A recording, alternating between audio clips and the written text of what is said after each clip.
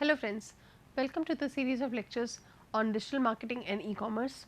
I am Dr. Suchita Vishwakarma, Assistant Professor with Department of Management, School of Management Sciences, Lucknow. Students, in today's lecture we are going to talk about e-commerce sales life cycle, which is also commonly called as ESLC model.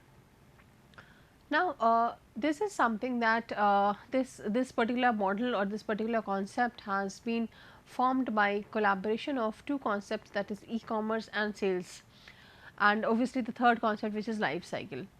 So, as you all know that e-commerce basically refers to all kind of commercial or trade related activities through which happens through the online mode, that means through the usage of internet. So, all of us have understood by through all the lectures that I have delivered till date, that e-commerce is something which is gaining a lot of importance, which is on a boom side these days, because people, not only the customers but also the organizations are feeling more convenient in selling their or selling their products online, because they feel that through the online transactions or online presence, they are able to directly contact the genuine customers, the people who are using the goods and the products. And so e-commerce has become favorite for all the people, and for customers also it is bringing lots of convenience and reducing on the cost of product by cutting off the intermediaries. And so e-commerce is very popular. Now, we all know that for any organization to sustain, for any organization to be in the market, they need to do sales, and sales is basically one of the activities, one of the processes which basically relates to exchange of products with the customer in exchange of money. That means, sales is an activity or a process in which the company delivers its product to the customer at the agreed upon place, and in exchange the customer agrees to pay a certain amount of money. This this sales process gets completed only and only once the transaction of money exchange has happened. However, there is no rigidity that the exchange of money would be done only online or offline. It can be done in both the ways. And the third concept, that is life cycle. Life cycle is basically a concept which is used in a business world or business arena also, and is similar to, or probably is synonymous to the way a child, I mean a human being, takes birth and then dies at a particular age. So, life cycle basically is synonymous to it, and can be explained in the manner that the different stages of life that are attained by an individual. And so, when this particular word is used in the business arena, it means that the different stages that are achieved by an organization, or maybe a product, or maybe an activity, then that basically relates to the life cycle of the business. So, over here we need to understand the collaborative concept, which is e-commerce sales life cycle. So, what does it actually mean? My intention over here was to explain all the three terminologies, and then I wanted to explain that what does this particular mean. So, this basically means that that in case of e-commerce also, sales is very significant aspect, and for the sales to happen, there has to be a life cycle of sales. That means, there has to be a sequence of activities that has to happen, and through different stages that sales process is passes through, and then the sales process gets completed. So, before the sales to complete, the e-commerce organization has to take birth. So, over here in this particular model, we will talk about how a e-commerce organization can be understood in the form of its life stages, and then we would also understand that what is the in which particular stages of the e-commerce cycle the sales happens. So, let us proceed with it. So, ESLC or e-commerce sales life cycle is basically a developmental stage of a business organization which undergoes right from its inception to the till the time the business finally closes. There may be different reasons of the closure of the organization, but this is something that you all as a student must understand, that there are times when every organization, every business has to close. The concept does not mean that the business has failed, but there may be requirement that the business has to close because the product has got obsolete, or the demand for such kind of product has gone or has not remained in the same manner, and so there is requirement of modification that has to be done. For example, in earlier days, I mean the physical the landline phones were very prevalent. That time such kind of products were sold, but nowadays with the change in the technology, with change in the customer preferences, the concept of landline phones got declined, and then the concept of mobile phones evolved. And even in case of mobile phones also, you can see that there are different kinds of mobile phones which have evolved over a period of time. So, that basically means that for every product, every business has an inception and also has a closure period. So, similar to this, obviously online business or e-business also has a closure period, and online business or e-business is any kind of business where the commercial transaction that includes sharing information or transaction happens through internet. Then commerce is basically the exchange of goods and services between firms, organizations, people, individual or anyone, and it is the most important aspect of for any company. So, ESLCs, there are different stages of ESLC, that means e-commerce sales life cycle, which can be broadly categorized into 7 stages: the seed stage, startup stage, growth, established, expansion, decline and exit. So, we will understand all of them one by one. Let us get started with it. This is the typical graph of ESLC stage, that how and what is the pace of all the stages of ESLC. That means how a company, a new business or a entrepreneurship or a startup business starts, and what is how their sales and the business starts increasing, and over a period of time as the demand goes down, or maybe as the technology newer technology gets evolved, then how this particular entrepreneurship startup starts declining.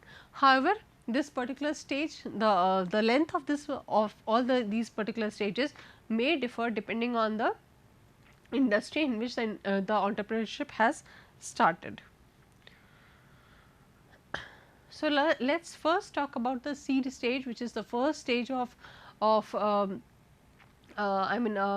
e-commerce business.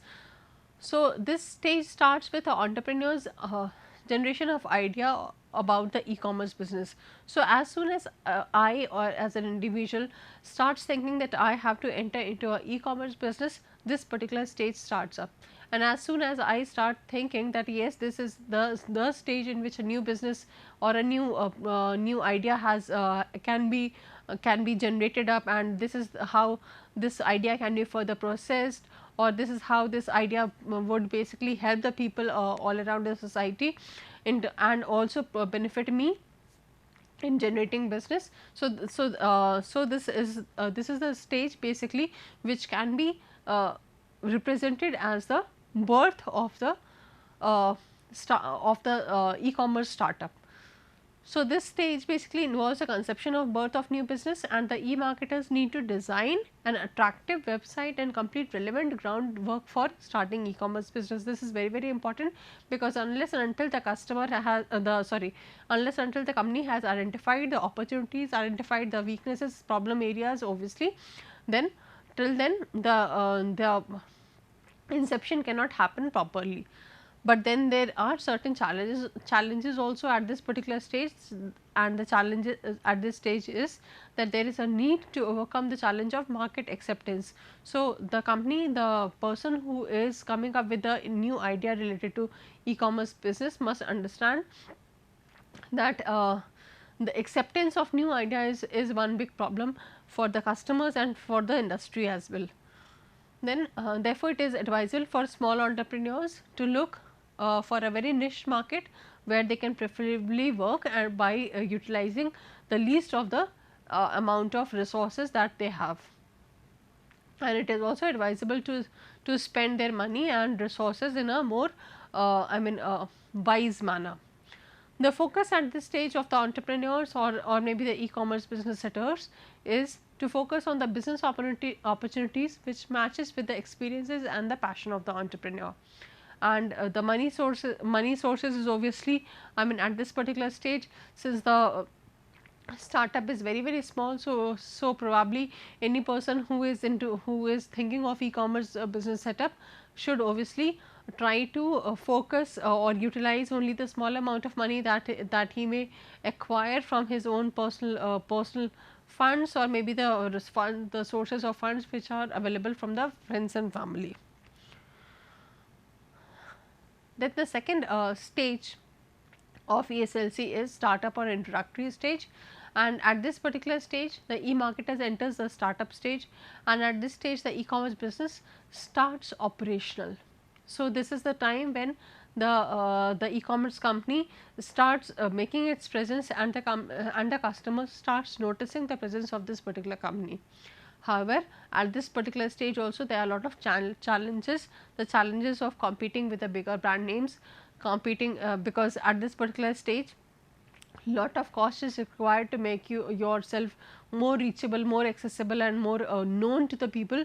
So, a huge drain of cash resources is required, because then only, and obviously at this stage creating a website, creating of good content, blogs, increasing the searchability through the SEO methods or search engine marketing methods, all of them would require a lot of money to be put in. So, the focus of the individual should be, or the maybe should be to focus on a very niche market presence, so that and by utilizing the organic methods, so that even with the less of the amount the money that is available to the entrepreneur, then also the reach and the presence can be made felt. And over here also obviously the entrepreneur or the e-commerce startup person utilizes his own resources. Then the third stage, which is the growth stage, and at this stage there is a sharp increase in sales, because people by this stage have started noticing your presence, have started knowing you, and there is a lot of brand awareness which has already been created because of the various efforts that the entrepreneur has taken. So, this is the time when actually the sales activity starts happening, and at this particular stage it is very important to differentiate your product, or differentiate your services, or differentiate your company also from the other e-commerce companies, because this is how you will be able to position yourself in terms of the other e-commerce company. And this is the stage in which, if proper efforts are made, then the sales revenue would start increasing. So, sales revenue and customer increases at this particular stage, especially when the e-marketer provides effective customer services. So, customer service is also very important. So, over here the concept of value is very important. The company should focus on enhancing the value, and which would obviously lead to better services, which would obviously lead to better customer satisfaction, and would obviously lead to better word of mouth. The e-marketer may require more funds and human resources to support increased sales volume also in this particular stage, and so the challenges basically are that to maintain the kind of sales and to provide proper kind of services, and how to achieve the customer satisfaction. So, a lot of management skills are required at this particular stage, and through effective management practices, the company will be able to increase, not only increase the sales, but also increase the loyalty of the customers also. The focus of the e-marketer at this stage needs to maintain and enhance the customer relationship. Focus needs to be placed on promotional activities to gain competitive advantage, and customer feedback and reviews must be monitored effectively. So, at this particular stage, the concept of analytics plays a lot of role. At this particular phase, customized communication methods are something which can be considered by the e-marketer, and proper analytics will also help you understand that what are the problem areas or what are the good areas of your website or the e-content, and accordingly the e-marketer can change or alter their marketing strategies. Then the next stage is established maturity stage. Established maturity stage is the stage in which the e-marketer may get a strong foothold in the marketplace with a loyal customer, because as in the previous stage, since you have put in a lot of efforts in ensuring that the customer is satisfied, in ensuring that the relationships are built. So, when you have done all those, obviously there are chances that you will have loyal customers, and these loyal customers are those which can become your influencer, which are those who can create lot of word of mouth, for positive word of mouth for you. And this is at the stage in which all those that you have done in the previous stages needs to be maintained. So, generally the sales growth is stable and manageable with available staff and resources, because by this time you would have already hired lot of staffs, and you would also have got access to lot of resources.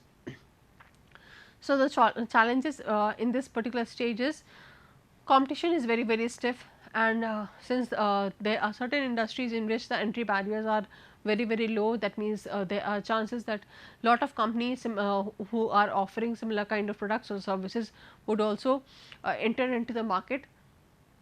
So, sustaining yourself in such a kind of competitive market becomes slightly challenging. However, issues related to economic conditions, competitors and changing customer taste may also adversely affect the working of the firm, because by this time there would have been you would have already spent some good time in the I mean business arena.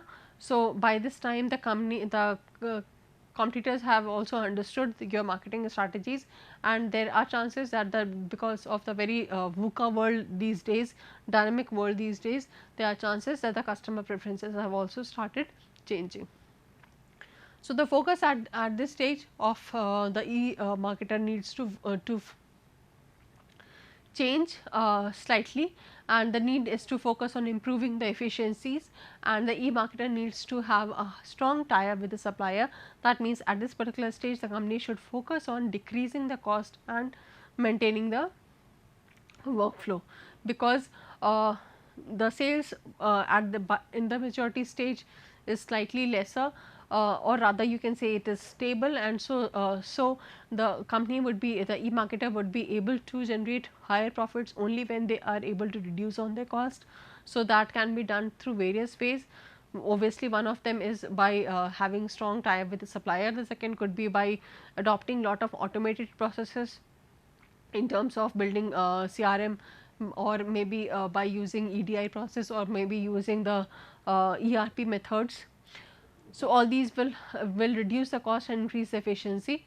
So, these are the various kind of methods which can be used, or maybe the vendor managed inventory system is also one of the methods which can be used by the e-marketer.